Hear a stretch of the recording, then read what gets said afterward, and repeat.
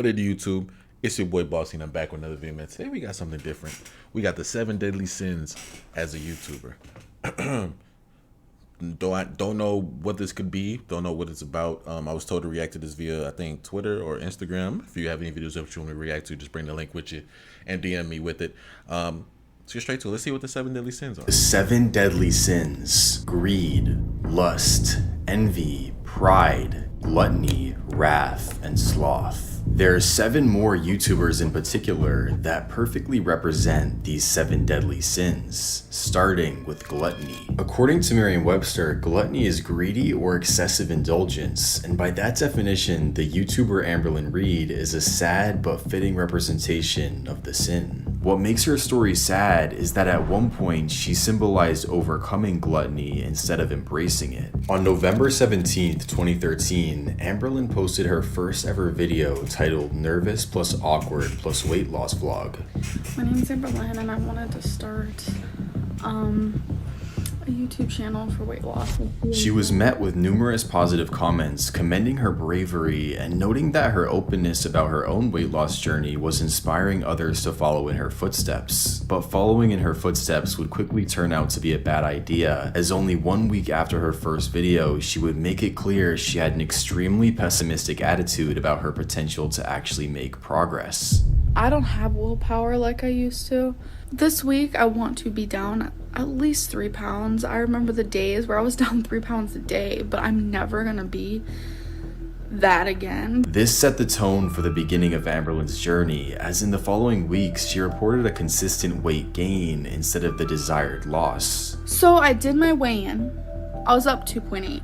You guys probably are getting frustrated with me maybe because every time I weigh in I'm like not losing. As the new year rolled around, Amberlynn created a resolution to get below 300 pounds and actually made some significant progress towards this goal. She reached a weight of 349 pounds, losing an impressive 20 pounds from her weight of 370, but unfortunately this was the lowest her weight would go. From this point on, Amberlynn's weight slowly started to spiral out of control. It appeared that Amberlynn had become frustrated with the negative direction of her journey and decided to give it up altogether.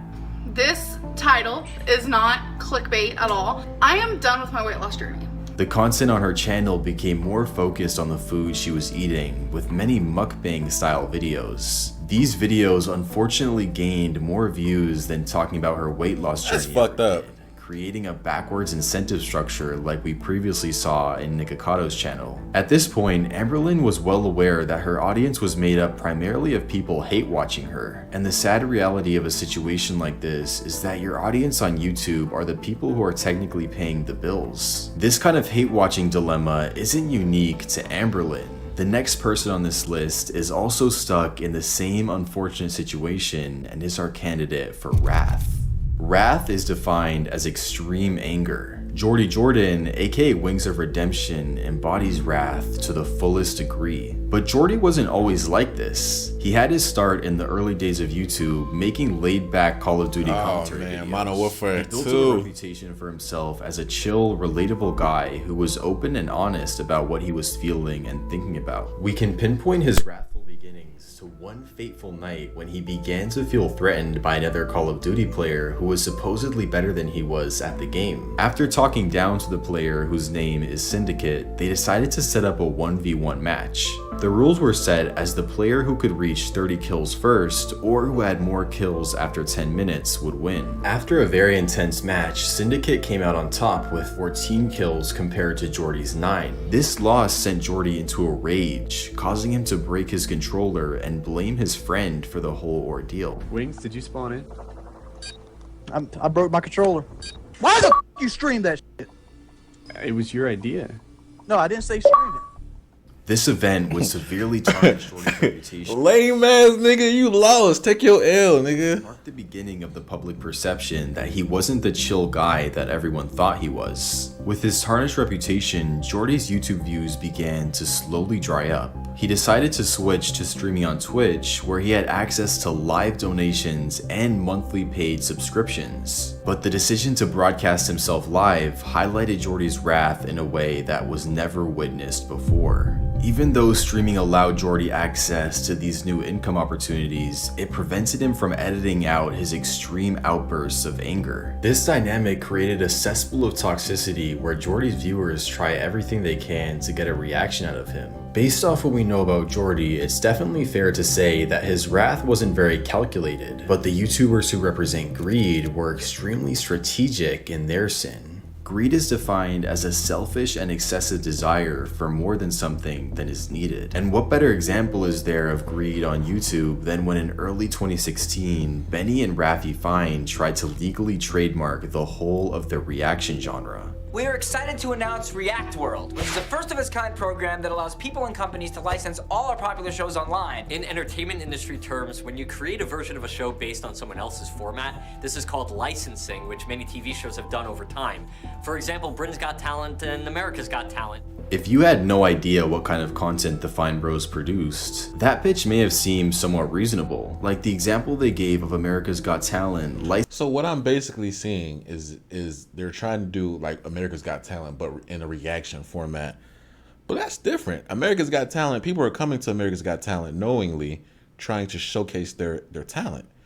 Reaction videos, which I do, are just me watching other people's videos and reacting to it. I don't own what they do. That's why you showcase and you shout them out. You let them know, like, oh, you know what I'm saying? Like, it's not the same. Licensing Simon Cowell's format and IP of Britain's Got Talent for an American audience makes a lot of sense. But once you learn that their format was putting someone in front of a computer and filming their reaction to an already existing piece of content, their obvious greed comes to the surface. The Fine Bros React trademark announcement proved to backfire on them quickly as they lost over 500,000 subscribers in the week following the news. In a week? After this massive backlash, they responded to a viral Reddit thread in r/videos in an attempt to explain they'd only been trying to trademark the quote-unquote structural elements of their series. Along with their Reddit AMA, they released what most people consider to be one of the worst apology videos in YouTube history. Following the theme of the Reddit response, this apology seemed to blame their audience for not understanding what they were actually trying to say. When their sub count wouldn't stop dropping, they hoped everyone would forget about what happened and released a written statement where they said they would be canceling their React World program. But bizarrely enough, the Fine Bros PR strategy appeared to have worked. 4 months later, they had recouped all their lost subs and were growing once again. Their sin didn't appear to have ended their career at all, but this couldn't be said for the next YouTuber on this list, whose sin caused him to lose literally everything. Which one is he? He is Lust. And is our candidate for lust. Yep, knew it. Merriam-Webster defines lust as unbridled sexual desire, especially when you sacrifice something because of it. The ex-YouTuber known as EDP445 fits this definition perfectly. His sexual desires led him to sacrifice his YouTube account with over 2 million subscribers, but more than that, his entire life. EDP445, aka Brian Moreland, was once a very well-liked YouTuber known for his willingness to speak his mind. He began his channel in the early days of YouTube, growing his catalog of videos which mainly consisted of him ranting about all things Philadelphia Eagles. His uniquely raw style gained him a decent amount of notoriety among other Eagles fans and landed him an interview in the Philadelphia magazine where he's described as having a cult following. Following his appearance in the article, Bryant would slowly but surely continue to build up his subscriber base, but at some point his viewers My fault. I don't know what just happened. My computer just turned off mid recording. That's real weird. But at some point his viewers would notice an odd amount of videos were focused on his love for adult content. One slightly disturbing standout video recounted the time he stole multiple bras from his local laundromat. In hindsight, these videos may have been early warning signs of Bryant's malicious side, but his audience at the time wrote them off as part of his quirky personality. But it wouldn't be long until this facade of the quirky personality came crumbling down. So what is this, man? Come on, ED445. I thought you said you're not a right? Okay, so why'd you text 5 underage girls? Why'd you fall for this decoy account? Why'd you fall for it? That's you, right? Let's click on your name. Oh, you have me blocked. This video is from Cold Raven, a small YouTuber who catfished Bryant with an account of a fake underage girl. It was this video, along with Cold Raven reporting on real underage girls Bryant was texting, that speculation began of more sinister intentions. These speculations would be confirmed when the infamous EDP caught in 4K video was uploaded to YouTube. A channel called Predator Poachers created an elaborate to catch a predator-esque sting operation by luring Bryant to meet them with a girl he believed to be 13. After being exposed, Bryant got banned from every major social media platform because of how he embraced his sin. The next YouTuber on this list still has a massive social media presence but turned his life upside down, and is our candidate for Pride. Pride is defined as inordinate self-esteem, an unreasonable conceit of one's own superiority in talents, beauty, wealth, and accomplishments, essentially believing you are something greater than you actually are. This perfectly describes the sad situation of the Ace family, a family vlog channel built on a massive foundation of prideful lies. It's clear that from the very beginning, the Ace Family channel was created by Austin and Catherine McBroom as a vanity project. In all their videos, you get the impression that they are trying to come across as the picture-perfect family, and at the time, it was working. You know, I have a theory. I don't mean to cut it off, but I have a theory. Like, I do want to do vlogs and stuff like that with a person recording me, but not to this extent, because I feel like it's all fake at one point. Like when you have someone, just like how Melanie and Chikle, like when they were doing videos on their phone and setting it up on their own, it was more on this authenticity. But now that you have someone recording it, you feel me, you kind of like just trying to like make something interesting for the camera happen at all times, you feel me? Or else you're wasting your money that you're spending on your cameraman, because the cameraman is not free. You're paying this dude. He's paying by the hour. You feel me? He's not there when you sleep. He's not, you know what I'm saying? You're paying him by the hour, and you got to make the most of your money within that hour. You feel me? Because he has a life too, or she has a life too. You see what I'm saying? So it's like, I would only do that camera vlog thing, one, if like it's an event or like specifically, but I think predominantly based like when it's just yourself recording yourself, I think it's better. Gained 1 million subscribers in less than 1 year after starting the channel, and began to grow an audience of dedicated fans. As the channel's growth ramped up, so did the not so subtle materialistic undertones of the content. Expensive Louis Vuitton bags for mom, an endless supply of new shoes, new clothes, and so many new cars. All these items would give off the overwhelming impression of success, but whether they could even afford all this stuff came into question when they posted a tour of their brand new LA mansion.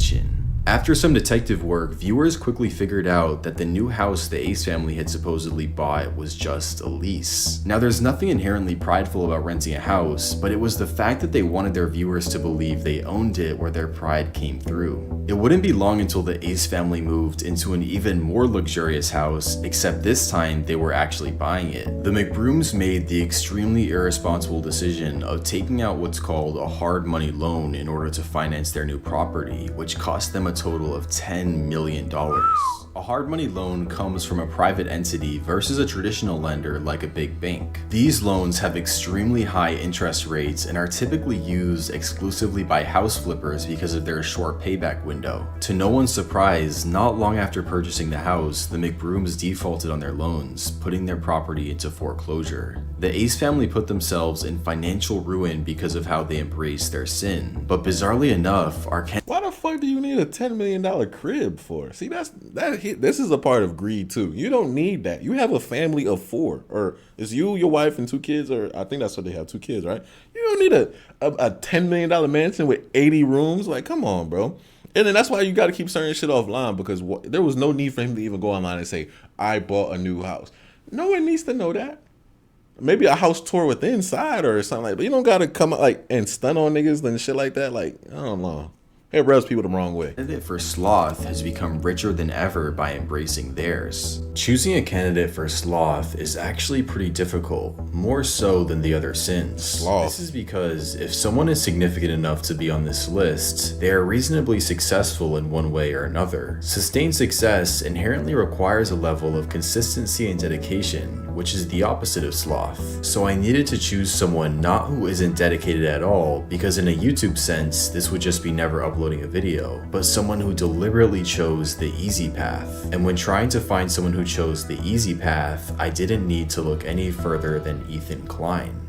Ethan, once being one of the most loved YouTubers on the platform, has transitioned into a mediocre, easily offended podcast host. What makes this transformation especially tragic is that Ethan has become exactly the kind of person he used to roast in his glory days. He got his start by being the conscience of YouTube in a sense, disavowing some of the awful content that dominated the platform in the early 2010s. Ethan and his wife Hila pioneered the now extremely popular genre of the reaction video, with a focus on cringeworthy topics they could make fun of. Along with these roasting type videos, Ethan and Hila started to experiment with different IRL content, like their modern art video, 100 layers of beanies, and the classic Vape Nation video. If one thing was clear during this time, it was that Ethan had a genuine passion to create the best content he possibly could. But as the years went on, this genuine passion would sadly disappear.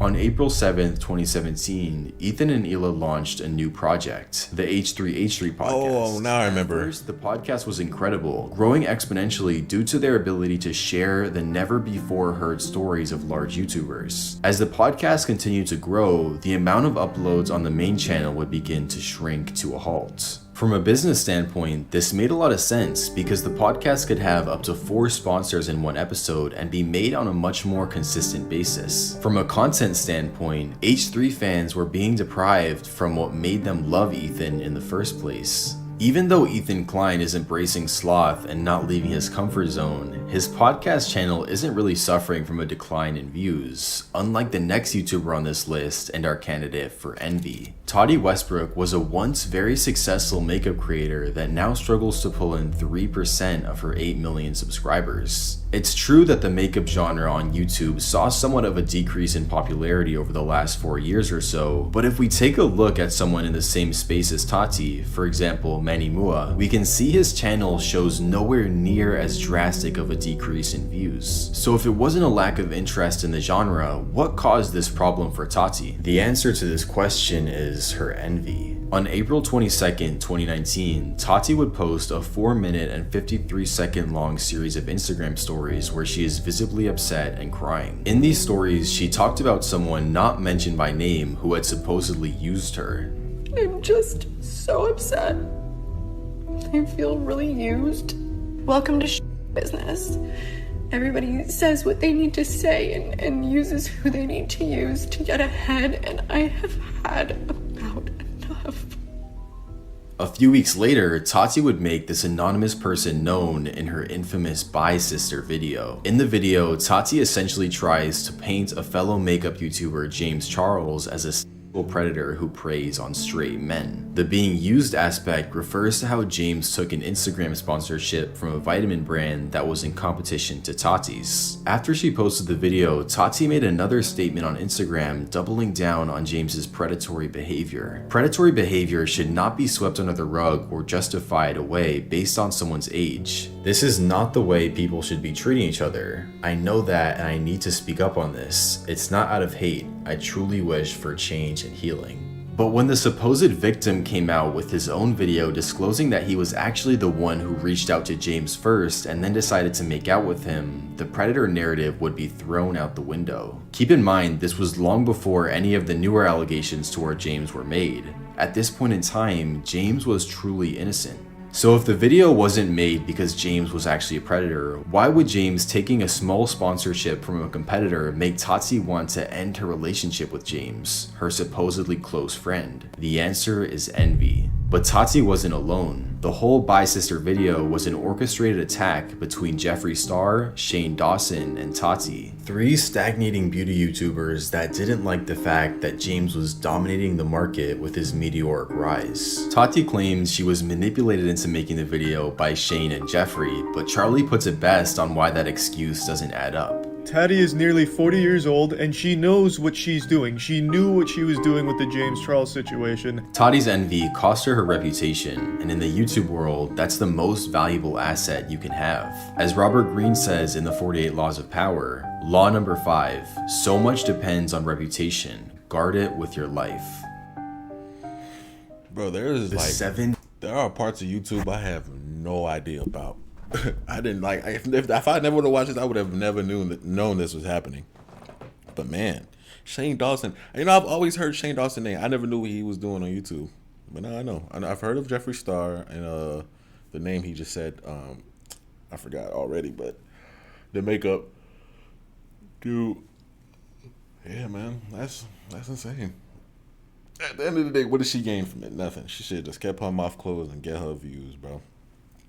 But hey, those were the 7 deadly sins as YouTubers. I hope you guys enjoyed the video. If you want me to react to part 1, because I see this is part 2, you already know what to do. Smash the like button. By the way, just because Instagram told me to tell you guys, I now have a subscription on Instagram. If you want to follow, you can. Or I'm so sorry. If you want to subscribe to me on Instagram, you can. You do not have to. I'm only posting exclusive stuff on there. If you want to see it, you can see it. If you don't have to. I'm still uploading, still doing everything normal. Just have to let you guys know that you can. Smash the like button and yeah, enjoy your day. Oh, happy 4th of July. Today's 4th of July. That's why I'm reacting. You know what's crazy though? Hold on. It's 4th of July, right? This might be the first 4th of July in my life where it's been raining all day. Ain't that insane? Like it was. I ain't gonna lie, it's been raining for a minute, but like for a good week and a half, it was straight sun. But then last night and this morning, it's just constantly raining. So I haven't heard one firework all day.